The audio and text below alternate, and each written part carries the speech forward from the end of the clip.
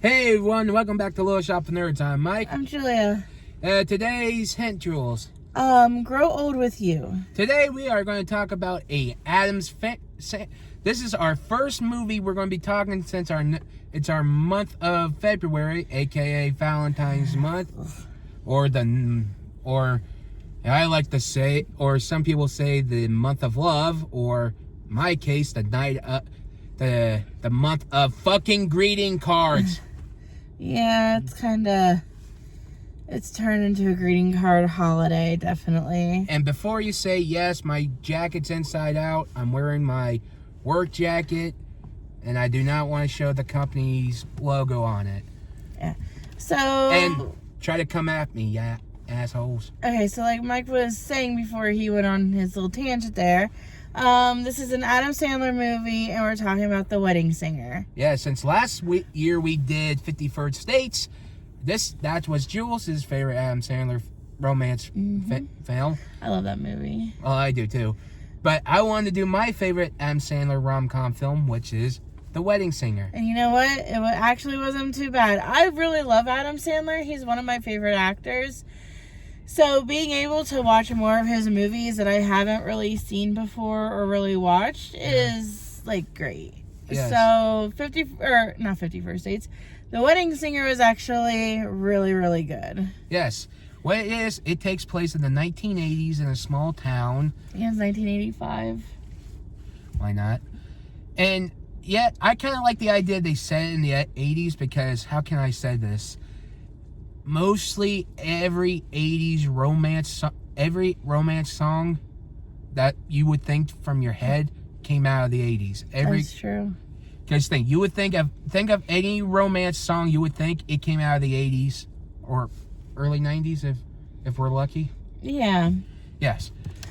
You know, I would actually like to see a movie set in like in the late 1990s, early 2000s, because there was a lot of romance songs that came out from like the boy bands and stuff there.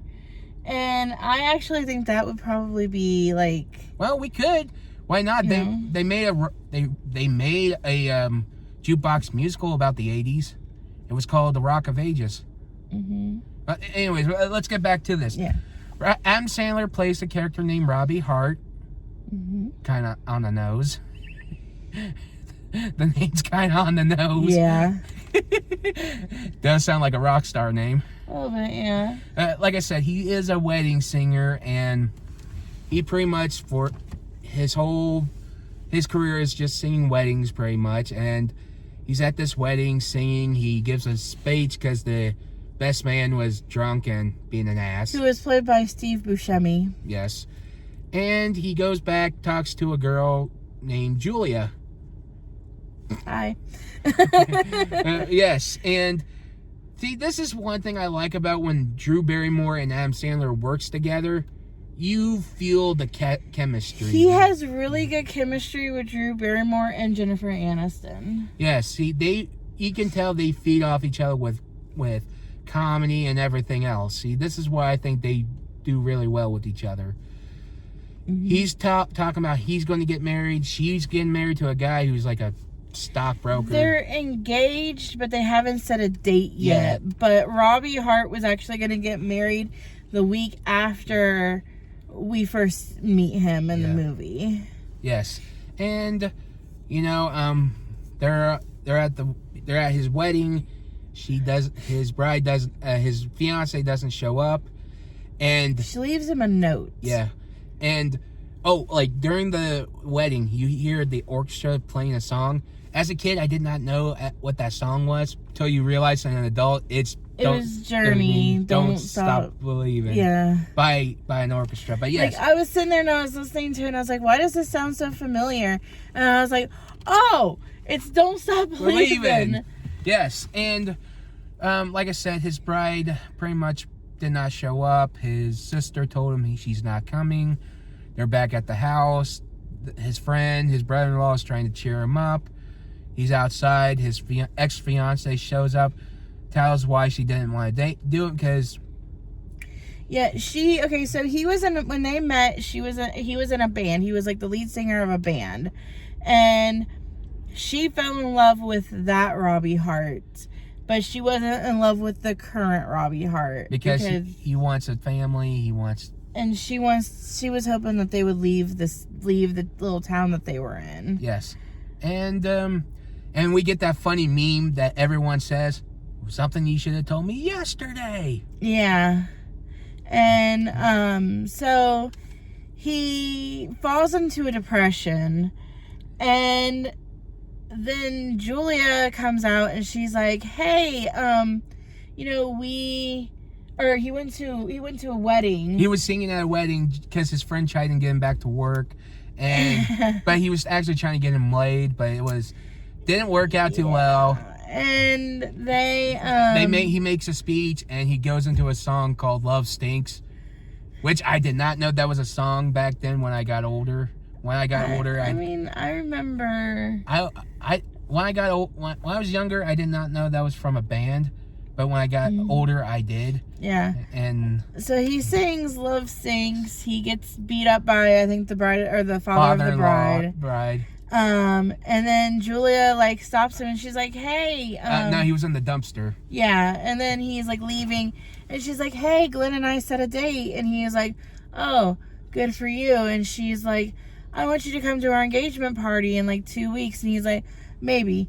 And he does end up going to the engagement party, and he's looking better, shaved, and when he's there, he's trying, like, him and his friend are trying to do what they can, and yet he keeps dressing like wearing the Michael Jackson Beat It jacket. Robbie's friend wears the Michael Jackson Beat It jacket, and he's trying to do what he can. He meets Glenn, which is a dick. I don't like Glenn. He was a dick, and we find out that he cheats on Julia. Yeah, but we don't. We'll find that out later, but. Yeah, so basically Glenn says that he didn't want to help with the wedding planning, so he was just pushing it all into Julia. Well, Julia was talking to Robbie. She's like, "Hey, I'm going to go to Marshall's and look at flowers." And he's like, "No, go over here to this place. It's better. And cheaper." And so then she eventually asks him to help her plan her wedding. And because it seemed like that, I have a feeling that Robbie probably planned his wedding with Linda. Yes. And I think that's what he did. I think the planning was falling onto him. Yeah, so... And, yeah, it could have been. But, like, while they're going through the planning, she's going through a wedding singer, played by John Lovett, by the way. And she goes, and he asks, Julia asked, "What did you want to be? You want to be a rock star?" He's like, "Nah, I just wanted to be a songwriter, mostly." And he sings a song he wrote. He said, "When I wrote this, I was listening to The Cure a lot." Yeah, and it was, I don't remember the name of it, but I know one of the lines is, "So why don't you kill me, please?" And I kind of know that song because I've seen bits and pieces of The Wedding Singer. So this is the first time I've actually seen it all the way through. Yes. And I cracked up during that song. I did too, and it's funny. And after he was done, they went to go get some ice cream. Julia asked about his ex-fiance. He's like, "Well, she was nice, she was good, but I think years later it changed." Like he said, they wanted to go. They went to the Grand Canyon, and he wanted to sit in the window so he can see it, but she didn't want to let up or anything. Yeah, he said that, she'd been there before, so she had seen it. That was his first time, and he wanted to sit in the window seat, and he asked her, and she said no. Yeah. I mean, I feel like that if you've seen it before, and if your partner has never been there, and your partner asks to sit in the window seat, you probably should let them sit in the window seat. And then we get the montage of them doing the wedding planning and all. Then, Julia left her jacket in the limo. Robbie said, and he remembers what she said, and he's like, "I think you like her." Yeah. And he's like, "Nah, she says she likes you." "Really?" "No." Yeah, so they end up going, so then they have this little kiss when he returns her jacket. And even her sister was like a little jealous of it. Her cousin. Cousin was jealous of it. Yeah, and so then her cousin wanted to start dating Robbie, and they end up going out on a double date with Holly, Robbie, Glenn, and Julia. Well, while they were out, Julia got very jealous over Holly and Robbie. And she drank vodka and whatever. And when Holly and Julia went to go to the bathroom, that's when Robbie sees Glenn's true intention. Yeah. And he wanted to say something, but I don't think he wanted to. He wants to, but he didn't want to ruin someone's life. Yeah. And that's kind of hard when you're a friend. Yeah, so at the end of the night, Robbie and Holly did kiss. And then Holly told Robbie that, Julia loves Glenn, but she's also looking for some financial security. Yeah, and... Which, in a way, I can kind of understand needing some financial security. I understand that. Right. But you should also love the person. You shouldn't just be marrying them for the money either. Well, in this day and economy, would you? Yes. You see? See, guys, I would marry for money. See? Yeah, because we're broke as shit, man. Exactly. But besides that, yes. The next day, Holly told what she told Robbie, and Julia's like, "Nah, I'm not married because of his money and stuff." Mm-hmm. And she makes him a present. Robbie's in the city trying to get a real job, and he was being a dick about it and he's like, "She made me a present? I'm an asshole." Yeah. And he's feeling so bad about it. He's in the bar drinking, and he realized, "No, I'm just going to do what you with it," because his best friend's like, "No, I'm going to do what you do, man. Just sleep with a girl once a night, send him packing." He's like, "Well, I guess you have you figured it out." He's like, "Yeah." Yeah, and then his friend was like, "I'm not happy doing that." Yeah, and I guess he really wants to be with someone. Which I have a feeling it was probably Holly that he ended up with at the end of the... He could be. Yeah, that was left ambiguous, but... Yeah. So he goes to tell her how he feels. It's like a couple days before the wedding, I think, at this point. And he sees she's in her wedding dress, smiling. But turns out he didn't have the heart to do it. But she was also having feelings for Robbie, too. And yeah, because when she was looking really happy in her wedding dress, she was actually introducing herself as Mrs. Robbie Hart or Julia Hart. Yeah. Not Julia Gulia. Which I've heard that joke multiple times. That is, I wish my mom had not named me Julia, because now I got this. Hey, Julia Gulia. Hey, it's fucked up. Hey, you know what's fucked up? How my name is spelled.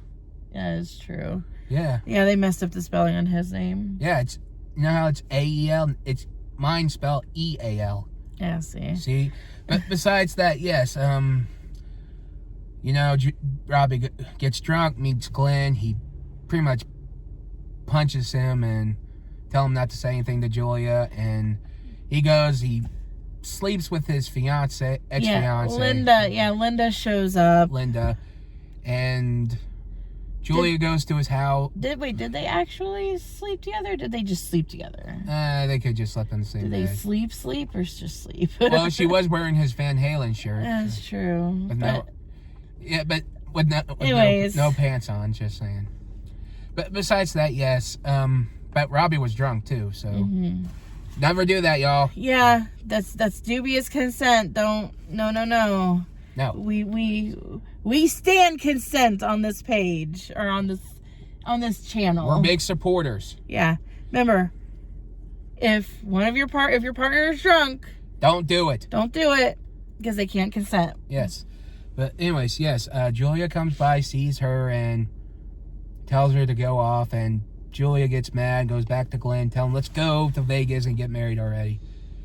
And Robbie wakes up, sees Linda, and tells her to leave because he didn't love her. Mm-hmm. And he even makes this line, which I think is funny. He's like, "You better take off my Van Halen t-shirt before they break up." And I'm like, too late. Yeah, so they end up getting to the airport, which they use the airport scene a lot in a lot of rom-coms, because they did it in Friends. They did it in this movie. They've done it in like a few others I can't remember. Now they don't do it because of TSA regulations after 9/11. Exactly. So he gets a first class ticket. He takes his best friend's credit card, and his friend's like, "You're gonna pay me back, right?" And then he's like, "You want me to tell everybody what you said at the bar last night?" And it was funny. so then there's that whole thing where it looks like Holly and his friend are gonna get together. He gets on the plane, and it happens to be the same plane that Julia and Glenn are on. Yeah, And then he meets Billy Idol. yeah, and he's telling the whole story to everyone in first class. And Billy Idol gets it.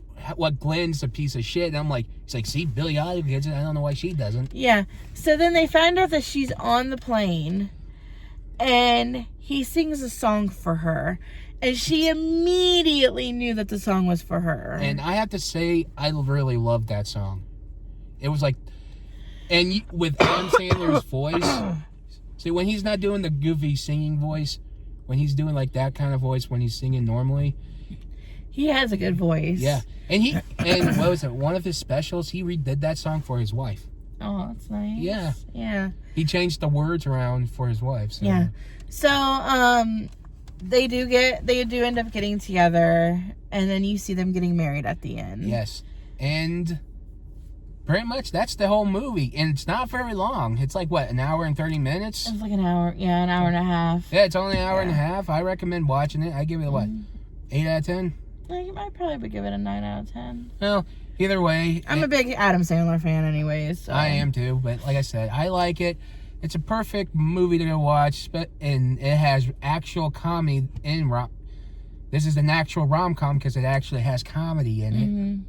Unlike some other rom-coms. Yeah, there are some rom-coms out there that aren't great. And it's like, none of them are funny, so why call it a rom-com?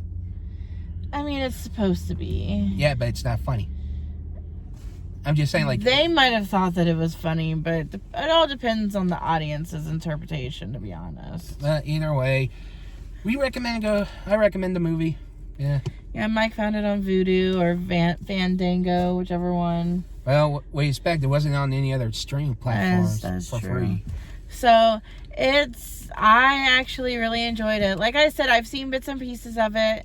And so this is the first time that I've actually seen it all the way through. And I really, really enjoyed it. Yes. Now, what's the next week's hint, Jules? So next week's hint is going to be 2 Places at Once. And this one is going to be kind of sad. Yep. And should we tell who directs it, or should we save that till next week? We'll just save it until next week. I don't even know if I know who directed it. Who wrote it, whatever. Oh no, we'll leave. It is based on a book, and it is from the early 2000s. So just think about any sad movies that came out about the mid 2000s or the early 2000s. Yeah, and Mike doesn't really care for it, but it is one of my favorites. No, I don't care for The Notebook. Okay, he doesn't care for The Notebook. It's not The Notebook. This one is actually pretty sad. Yes. So, like and subscribe, and tell us what's your favorite Adam Sandler film, or whatever your favorite romance film that we can do for next year, and we'll put it on our list. And hopefully we can get to Uncut Gems soon. Which we need to do, because it's an awesome movie. Yeah. So, anyways, like Mike said, like, subscribe, and we will talk to you later. Bye. Bye.